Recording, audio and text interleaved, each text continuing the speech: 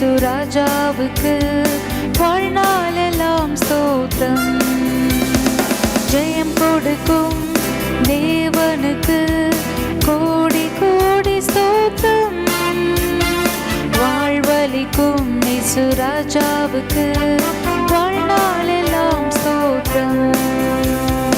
அல்லேலூயா அல்லேலூயா பாடுவேன், ஆனந்த துனியால் உயர்த்துவேன். அல்லேலூயா அல்லேலூயா பாடுவேன், ஆனந்த துனியால் உயர்த்துவேன். ஜெயம் கொடுக்கும் தேவனுக்கு கோடி கோடி ஸ்தோத்திரம். வாழ்வளிக்கும் இயேசு ராஜாவுக்கு வாழ்நாளெல்லாம் ஸ்தோத்திரம். நீதியின் கரத்தினால் தாங்கி நடத்துவார். நீதியின் கரத்தினால் தாங்கி நடத்துவார்.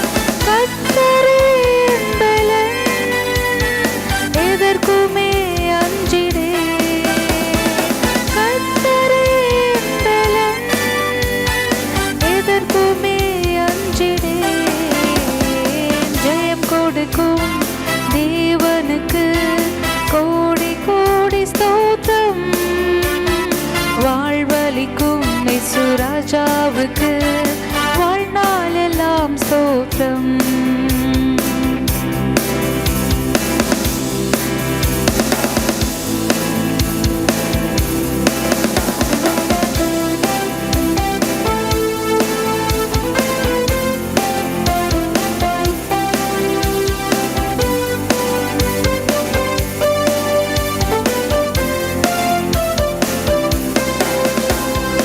அற்புதம் செய்பவர், அகிலம் படைத்தவர். அற்புதம் செய்பவர், அகிலம் படைத்தவர்.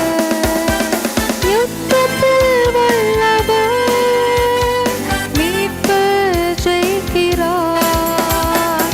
யுத்தத்தில் வல்லவர், மீட்பர் ஜெயிக்கிறார். ஜெயம் கொடுக்கும் தேவனுக்கு கோடி கோடி ஸ்தோத்திரம். வாழ்வளிக்கும் இயேசு ராஜாவுக்கு வாழ்நாளெல்லாம் ஸ்தோத்திரம். நம்பிக்கை தேவனே, நன்மைகள் அளிப்பவர். நம்பிக்கை தேவனே, நன்மைகள் அளிப்பவர். வார்த்தையை அனுப்பியே மகிமைப்படுத்துவார். வார்த்தையை அனுப்பியே மகிமைப்படுத்துவார். ஜெயம் கொடுக்கும் தேவனுக்கு கோடி கோடி ஸ்தோத்திரம். வாழ்வளிக்கும் இயேசு ராஜாவுக்கு வாழ்நாளெல்லாம் ஸ்தோத்திரம். தேவன் உங்களை ஆசீர்வதிப்பாராக. இந்த வாரத்தில் நம்ம தியானிக்க போகிற வேத பகுதி உயிர்த்தெழுந்த ஆண்டவராக இயேசு கிறிஸ்து. உயிர்த்தெழுந்த ஆண்டவராக இயேசு கிறிஸ்து. முதலாவது வேதத்தில் ஒரு வசனத்தை வாசிக்கலாம். மார்க் எழுதிய சுவிசேஷம், மார்க் எழுதிய சுவிசேஷம் 16ஆம் அதிகாரம் 6-7 வாசிக்கிறேன், கேளுங்க. அவன் அவர்களை நோக்கி, பயப்படாதிருங்கள், சிலுவையில் அறையப்பட்ட நசரேயனாகிய இயேசுவை தேடுகிறீர்கள். அவர் உயிர்த்தெழுந்தார். அவர் இங்கே இல்லை, இதோ அவரை வைத்த இடம். நீங்கள் அவருடைய சீஷரிடத்திற்கும் பேயனிடத்திற்கும் போய், உங்களுக்கு முன்னே கலிலேயாவுக்கு போகிறார், அவர் உங்களுக்கு சொன்னபடியே அங்கே அவரை காண்பீர்கள் என்று அவர்களுக்கு சொல்லுங்கள் என்றார். நடுக்கமும் தீயிலும் அவர்களை பிடித்தபடியால் அவர்கள் சீக்கிரமாய் வெளியே வந்து கல்லறை விட்டு ஓடினார்கள். அவர்கள் பயந்திருந்தபடியினால் ஒருவருக்கும் ஒன்றும் சொல்லாமல் போனார்கள். வாரத்தின் முதலாம் நாள் அதிகாலையில் இயேசு எழுந்திருந்த பின்பு மதலேனா மரியாளுக்கு முதல் தரிசனமானார். பாருங்க, உயிரோடு எழுந்த ஒரே தேவன் ஆண்டவராகிய இயேசு கிறிஸ்து. வேறு எந்த மார்க்கத்திலையுமே தேவன் தன்னுடைய ஜனங்களுக்காக மரித்து 3 நாள் பூமியின் அடியிலிருந்து மீண்டுமா உயிர்த்து எழுந்து வந்ததாக சரித்திரம் கிடையாது. அவர் உயிர்த்தெழுந்து தம்முடைய சீசர்களுக்கு காட்சி கொடுத்தார்.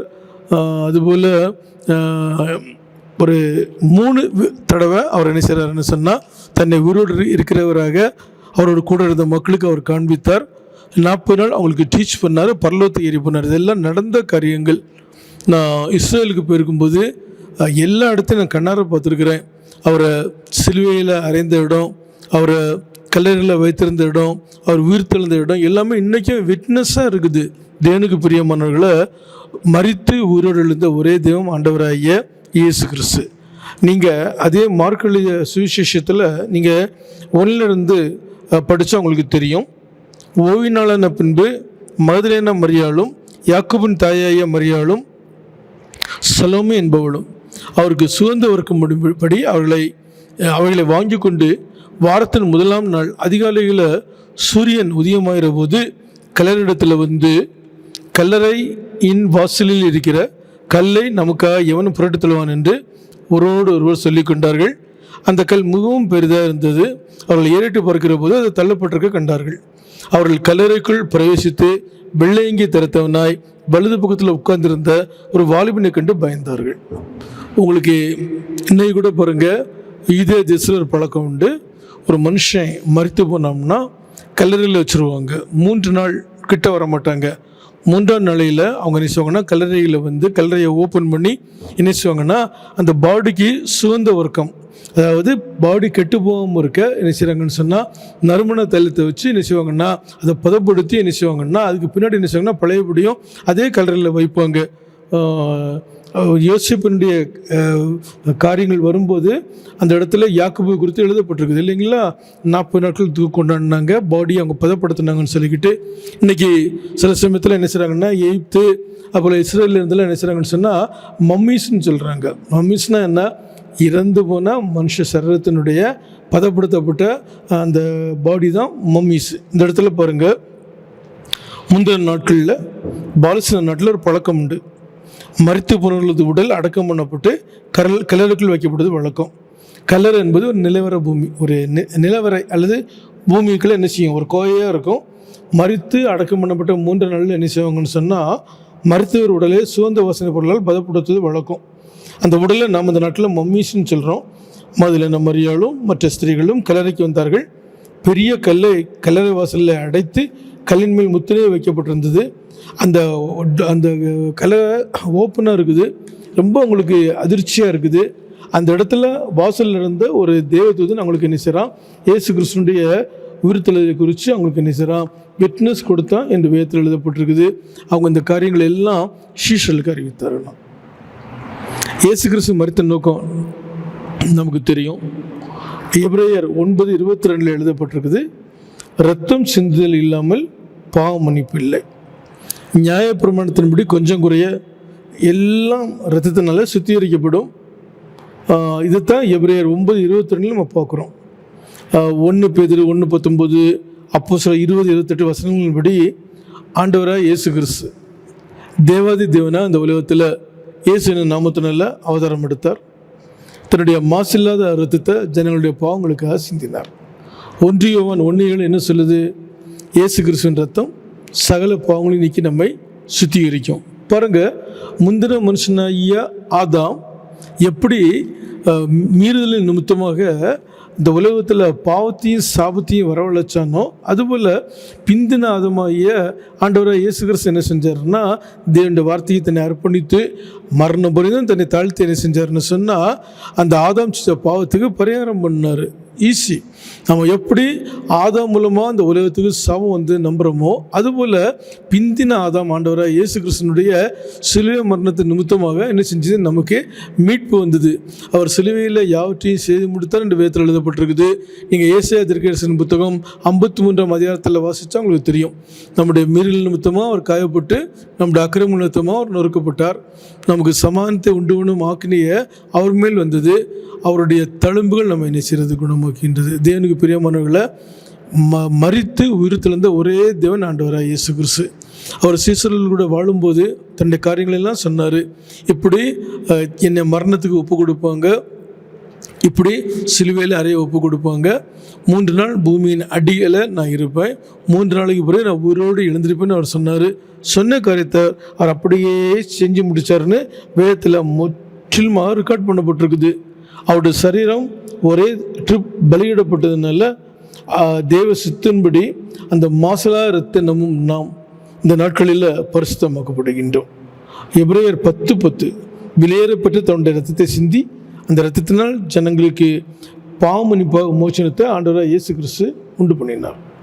பாருங்க, இயேசு கிறிஸ்து சிலுவையில் பிசாசுன்ற தலையை நசுக்கினார். இந்த மரணத்தை யார் யார் நம்புகிறாங்களோ அவங்க வாழ்க்கையில் நிச்சயமாகவே பாவமன்னிப்பின் மோசனம் உண்டு. மரித்தார், உயிர்த்தெழுந்தார், பரலோகத்துக்கு ஏறி சென்றார். மனுக்களும் சிலுவை மரணத்தினால் ஏற்பட்ட காயங்கள் மூலமாக, அவருடைய சரீரம் பட்ட நொறுக்குதல் நிமித்தமாக சிந்திய இரத்தம் மூலமாக சரீரத்தில், ஆன்மாவில், ஆத்மாவில் நம்ம சுத்திகரிக்கப்படுகிறோம்.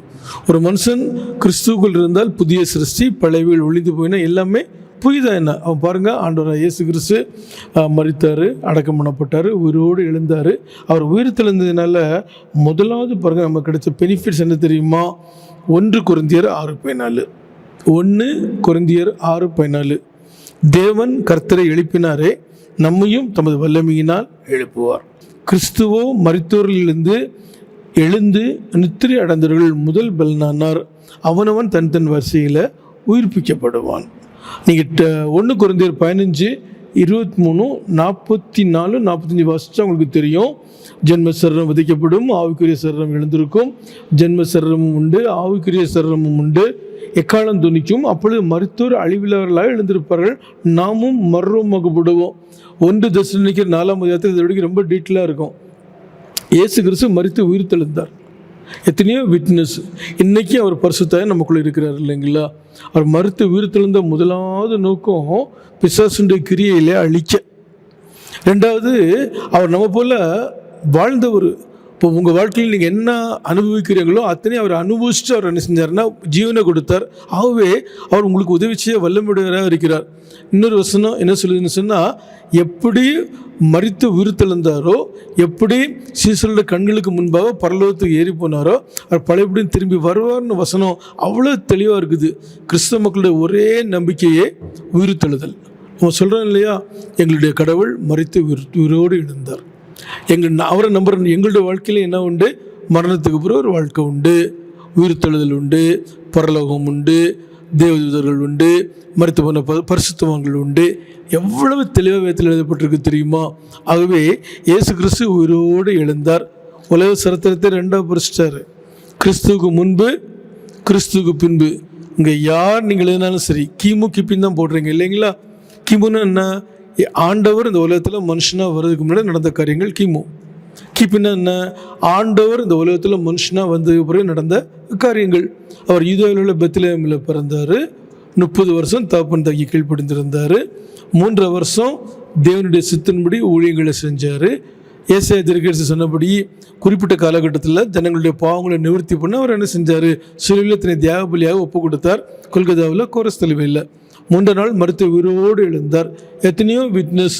பரலோகத்துக்கு போனார். அப்போ அவர் போகும்போது சொல்லிட்டு போனார், நான் எப்படி போகிறேனோ அப்படியே நான் திரும்பவும் வருவேன். என்ற பிதாவின் வீட்டில் அநேக வாசஸ்தலங்கள் உண்டு, நாம் இருக்கும் இடத்துல நீங்களும் தங்கும்படியாக உங்களை நான் கூட்டு போவேன்னு சொன்னார். அந்த வார்த்தையை நம்பி தான் நம்ம இருக்கிறோம். ஆகவே நிச்சயமாக சந்தோஷமாக இருங்க. இயேசு கிறிஸ்து மரித்து உயிர் திறந்தபடினால பிசாசுடைய காரியங்கள் முற்றிலுமாக அழிக்கப்பட்டது. 2வது, நீங்கள் வாழக்கூடிய வழிமுறையை அவர் கற்றுக் கொடுத்துட்டு போயிட்டார். 3வது, இன்னைக்கு பரிசுத்தாவியாக நமக்குள்ள அவர் வாசம் செய்கின்றார். 4வது, திருமுறை வார்த்தையின்படி நம்மளை பழையபடியும் பரலோகத்துக்கு கூட்டு போவார்.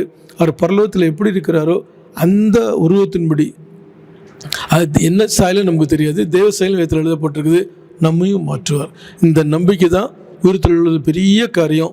திரும்பவும் சொல்கிறேன், எந்த விதங்களாக இருந்தாலும் சரி, எந்த புராணங்களாக இருந்தாலும் சரி, எதுலேயுமே தேவன் மனுஷ அவதாரம் எடுத்து மனிதனாக வாழ்ந்து ஜனங்களுக்காக ஜீவனை கொடுத்து இந்த ஜனங்களை மீட்டெடுப்பதற்காக அவர் பாடுபட்டு அதுக்கு பிறகு உயிர்த்தெழுந்ததாக சரித்திரம் கிடையாது. இயேசு ஒருவர் தான் ஜீவனுள்ள மெய்யான தெய்வம். அவரை நம்புங்க, அவர் உயிர்த்தெழுதல் நம்புங்க, உயிர்த்தெழுதல் வல்லமையை நம்புங்க, பிசாசின் கிரியில் அழிக்கப்பட்டதை நம்புங்க. உங்களுக்கு வாழ்கிறதுக்கு அவர் ரோல் மாடல் கொடுத்துட்டு போயிட்டாரு. அன்புடைய வாழுங்க. நிச்சயமாகவே நாமளும் மரித்தால் பரலோகத்துக்கு போவோம். இல்லாவிட்ட இப்போ அந்த விட ரேப்சர் நம்ம போக தயாராக இருப்போம். இந்த வார்த்தை உங்களுடைய இதயத்தில் அப்படியே விதைக்கப்பட்டுட்டோம். ஜெபம் பண்ணுவோம். கர்த்தாவே, உங்கள் நன்றியோடு துதிக்கிறேன். இந்த நாளிலும் கூட நீர் மரித்து உயிர்த்தெழுந்த நோக்கம் எங்களுடைய வாழ்க்கையில் அப்படியே நிறைவேறட்டும். ஆண்டவரே, நீர் எங்களுக்காக மரித்தீர், எங்களுக்காக உயிர்த்தீர். பிசாசின் தலையை முற்றிலுமாக சிலுவையில் நசுக்கினீர். சிலுவையில் ஆதி மனிதனாக ஆதாம் இழந்து போன அத்தனை ஆசீர்வாதங்களையும் பிந்தின ஆதாமாய் நீர் எங்களுக்கு கொடுத்தீர். ஆண்டவரை, உம்முடைய தழும்புகள் எங்களை சுகமாக்குகின்றது. வாழ்வின் முறையை கற்றுக் கொடுத்தீர்.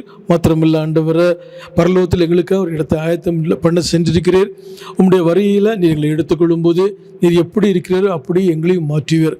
தொடர்ந்து ஆண்டவரை இந்த நம்பிக்கையோடு கூட நாங்கள் இந்த உலகத்தில் உமக்கு சாட்சியாக வாழ தேவன் உதவி செய்யும். அப்படியே செய்யும். ஆசீர்வதியும். இயேசுவின் நாமத்தில் பிதாவே, ஆமென். கர்த்தர் ஆசீர்வதிப்பாராக.